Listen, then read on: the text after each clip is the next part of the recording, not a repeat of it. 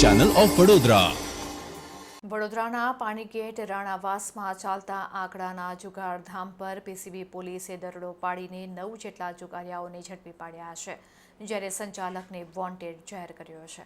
પાણીગેટ રાણાવાસ વેરાઈ માતાના મંદિર પાછળ રહેતો યોગેશ ઉર્ફે લાલો રાજપૂત તેના ઘર પાસે આંકડાનો જુગાર ચલાવે છે.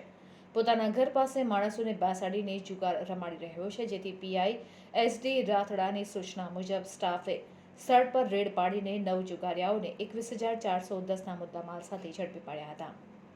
પોલીસે રોકડા ₹14,410, 5 મોબાઈલ ફોન સહિત 21,410નો મુદ્દામાલ કબજે કર્યો છે.